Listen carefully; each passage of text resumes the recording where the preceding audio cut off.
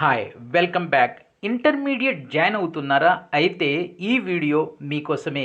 ఈ career related వీడియోలో మీకు ఎంబైపీసీ గ్రూప్ గురించి, ఇంటర్మీడియట్లో ఉన్న ఒక గ్రూప్ ఎంబైపీసీ గురించి కంప్లీట్గా మీకు ప్రజెంట్ చేస్తాను.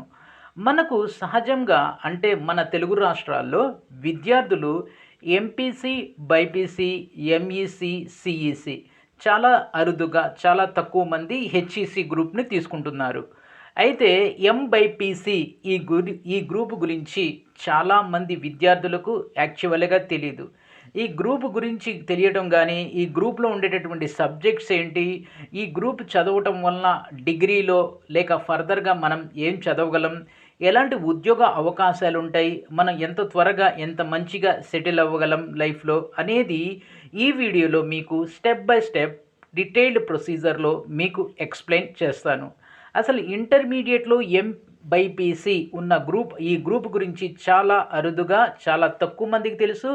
అంతేకాకుండా మన తెలుగు రాష్ట్రాల్లో ఈ గ్రూపు జాయిన్ అవుతున్నటువంటి విద్యార్థులు కూడా చాలా తక్కువ మంది ఉన్నారు. అయితే మిగిలినటువంటి గ్రూప్స్ అన్నీ కూడా ఒక ఎత్తుగా మనం చూసినట్లయితే ఒక గ్రూప్లో పెట్టినట్లయితే ఈ ఒక్క ఎంబైపీసీ అనేది ఒక గ్రూప్లో పెట్టచ్చు. అంటే ఆ అన్ని గ్రూపులకు లేనటువంటి ఒక ప్రత్యేకత ఈ గ్రూప్కి ఉంది.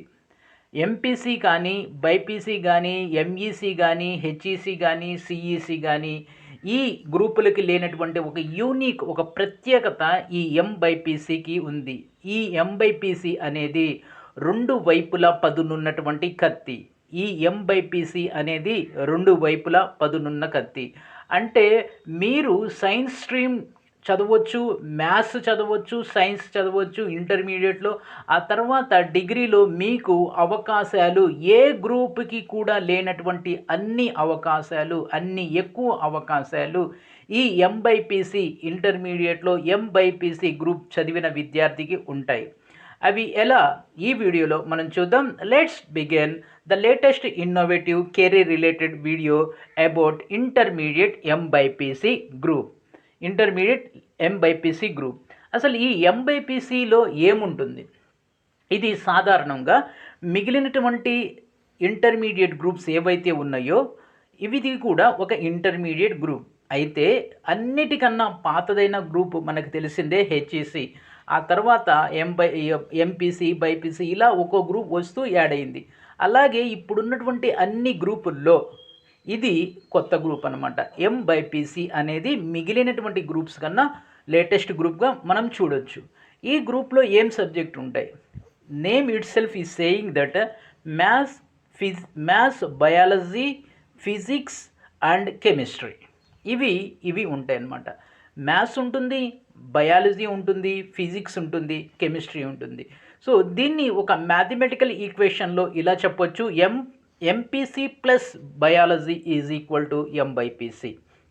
MPC plus biology is equal to MBiPC. అంటే ఈ కోర్సు ఇందాక చెప్పిన విధంగా ఇది ఒక ఇన్నోవేటివ్ కోర్సు, యూనిక్ కోర్సు. ఈ కోర్సుకి డ్యూయల్ ఎడ్జ్ అనేది ఉంది. డ్యూయల్ ఎడ్జ్ అంటే ఏంటంటే ఒక కత్తికి రెండు వైపుల పదునున్నట్లుగా ఈ కోర్సు చేయడం వలన అవకాశాలు అటు సైన్స్ చదివిన వాళ్ళకి ఏవైతే అవకాశాలు ఉంటాయో మీకు కూడా అదే అవకాశాలు ఉంటాయి. అటు ఎంపీసీ చదివినటువంటి వారికి ఏవైతే అవకాశాలు ఉంటాయి ఆ అన్ని అవకాశాలు మీకు కూడా దక్కుతాయి. అంటే ఈ కోర్సు చదవటం వలన మీరు బైపీసీ, ఎంపీసీ రెండు గ్రూపులు చదివిన క్రింద లెక్క వస్తుంది. ఈ ఒక్క ఎంబైపీసీ గ్రూప్ చదవటం వలన మీరు ఎంపీసీ ప్లస్ బైపీసీ ఈ రెండు గ్రూపులు చదవటం వలన మీకు వచ్చేటటువంటి బెనిఫిట్స్, మీరు చదివేటటువంటి స్కోప్ ఏదైతే ఉందో అన్ని ఉద్యోగ అవకాశాలు, అన్ని ఫర్దర్ ఎడ్యుకేషన్కి ఛాన్సెస్ ఉంటాయి. సో ఎలాగంటే ఇప్పుడు మీరు ఈ ఎంబైపీసీ చదవటం వలన ఇంజనీరింగ్ చేసుకోవచ్చు. ఫస్ట్ పాయింట్, ఇంజనీరింగ్ అంటే మన తెలుగు రాష్ట్రాల్లో ఎంసెట్ రాసి రాష్ట్రంలో ఉన్నటువంటి ఇంజనీరింగ్ కాలేజీల్లో అడ్మిషన్ పొందవచ్చు. దాంట్లో ఎలాంటి ఢోకా లేదు, ఎలాంటి ప్రాబ్లం అనేది లేదు. దాంతోపాటుగా ఐఐటీలో కూడా ఇంజనీరింగ్ చేయొచ్చు. ఐఐటి మెయిన్స్ అడ్వాన్స్ రాసి, ఐఐటి జేఈ మెయిన్స్ అడ్వాన్స్ రాసి మిగిలినటువంటి ఎంపీసీ స్టూడెంట్స్ లాగా మీరు కూడా ఇంజనీరింగ్లో అడ్మిషన్ పొందవచ్చు. ఆ తర్వాత మీరు ఈ ఇంజనీరింగ్ తర్వాత మీరు ఫర్దర్గా ఎంటెక్ చేసుకోవచ్చు. ఏ విధంగా అయితే ఒక సాధారణ ఇంజనీరింగ్ స్టూడెంట్ ఉండేటటువంటి స్కోప్ ఉంటుంది కదా, ఆ అన్ని అవకాశాలు మీకు కూడా దక్కుతాయి. దాంట్లో ఎలాంటి డౌట్ అనేది లేదు. యాజ్ ఇంజనీరింగ్ చెయ్యాలి అనుకుంటున్న వాళ్ళు ఈ ఎంబైపీసీ కూడా ఒక మంచి ఆల్టర్నేటివ్. దాంట్లో ఎలాంటి డౌట్ అనేది లేదు. దాంతో పాటుగా మీరు ఈ ఇంజనీరింగ్లో ఒక ప్రత్యేకత ఉంది. అదేంటంటే, సో మీరు ఇక్కడ బీటెక్ జెనెటిక్స్, బీటెక్ బయోటెక్నాలజీ ఇలాంటి కోర్సులు కూడా చెయ్యొచ్చు. రెండోది ఏంటంటే BTech biotechnology, BTech microbiology, BTech genetics ఇలాంటి సైన్స్ రిలేటెడ్ కోర్సులు చదవాలి. టెక్నాలజీ విత్ సైన్స్ అనమాట, లైక్ సైన్స్ విత్ టెక్నాలజీ. ఎవరైతే ఇలాంటి ఇన్నోవేటివ్ కోర్సెస్ చదువుతారో దీనికి చాలా తక్కువ మంది ప్రిఫర్ చేస్తారు. కాబట్టి ఈ కోర్సు పూర్తి చేసిన వాళ్ళకి డిమాండ్ విపరీతంగా ఉంటుంది. ఎంబీబీఎస్ చేసిన వాళ్ళకన్నా వీళ్ళకి ఇంకా ఎక్కువ డిమాండ్ అయితే ఉంటుంది. ఫర్ అన్ ఎగ్జాంపుల్, ఇక్కడ బీటెక్ జెనెటిక్స్ చేశారనుకోండి, ఒక బీటెక్ సిఎస్సి చదివిన విద్యార్థి ఏం చేస్తాడంటే సాఫ్ట్వేర్లో ట్రై చేస్తాడు. సో అదే ఈ జెనెటిక్ చేసిన వాళ్ళు మెడికల్ కంపెనీస్లో ఉద్యోగాలు ఉంటాయి. వాళ్ళకి చాలా తక్కువ మంది ఈ బీటెక్ జెనెటిక్ చేసిన వాళ్ళు ఉంటారు, లేక బీటెక్ మైక్రోబయాలజీ, లేక బీటెక్ ఇంకా బయాలజీ విత్ టెక్నాలజీ రిలేటెడ్ చేసినటువంటి కోర్సులు ఉంటాయి. దానికి ఈ మెడికల్ కంపెనీస్లో మంచి అవకాశాలు ఉంటాయి. సో ఇది చేయటానికి ఈ ఎంబైపీసీ ఎవరైతే చదువుతారో వాళ్ళు ఎలిజిబుల్. అంటే ఓవరాల్గా ఇంజనీరింగ్ ఏ స్ట్రీమ్ అయినా, ఇంజనీరింగ్ ఏ బ్రాంచ్ అయినా చేయటానికి అర్హులు. You are the eligible to do any branch in engineering.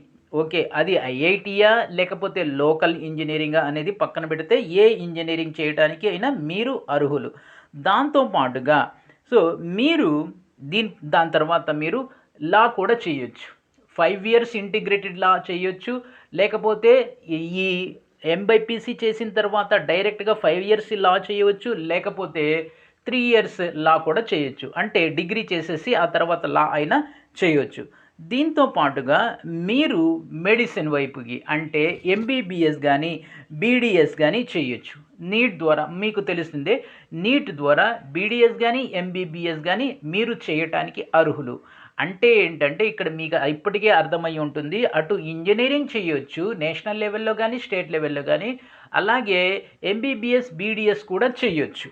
దీంతో పాటుగా బీఎస్సీ సాధారణ అంటే బీఎస్సీ రెగ్యులర్ చేయొచ్చు. బీఎస్సీలో డిఫరెంట్ స్ట్రీమ్స్ ఉంటాయి, like agriculture, microbiology, horticulture, fishering, so ఆ తర్వాత మ్యాథ్స్, ఫిజిక్స్, కెమిస్ట్రీ, ఇలా ఎన్ నెంబర్ ఆఫ్ స్ట్రీమ్స్ అనేవి ఉంటాయి బీఎస్సీలో, లేక స్పెషలైజేషన్స్ అంటాం.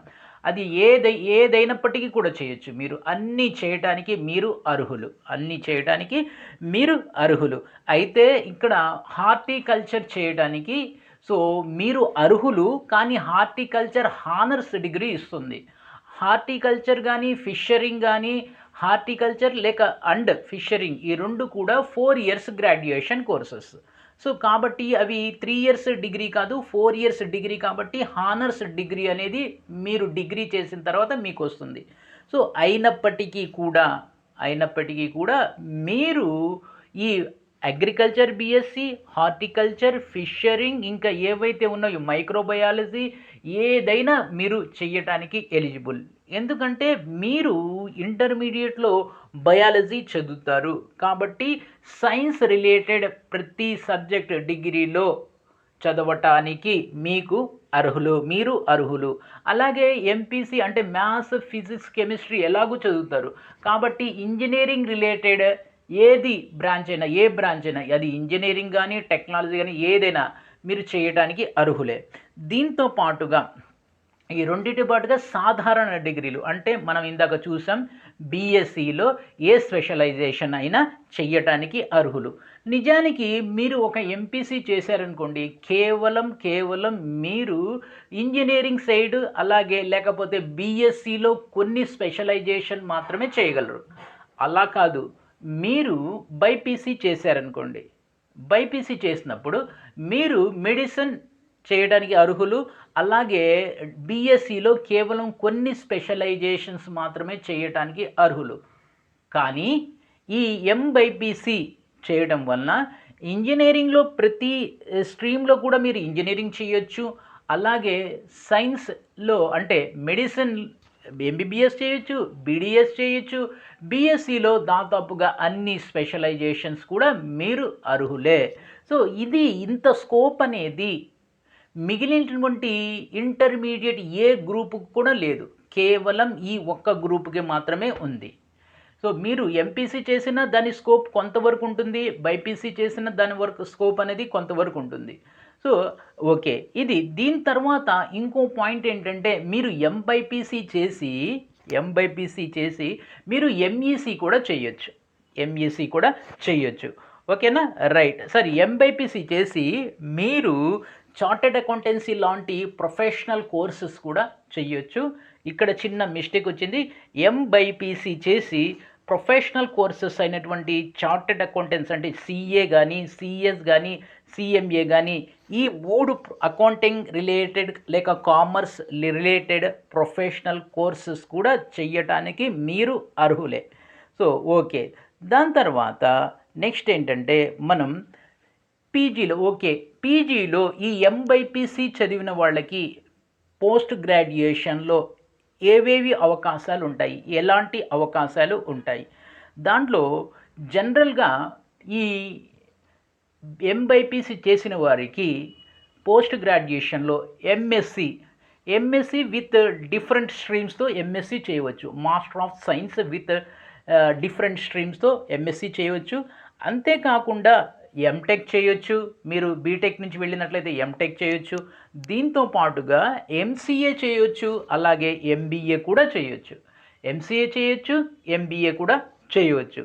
సో ముందు నుంచి చెప్తున్నటువంటి పాయింట్ మళ్ళీ చెప్తాను ఏంటంటే, ఏ ఇతర ఇంటర్మీడియట్ గ్రూప్కి లేనటువంటి స్కోప్ అనేది ఈ గ్రూప్కి అనేది ఉంది. ఇది మీరు అర్థం చేసుకోండి.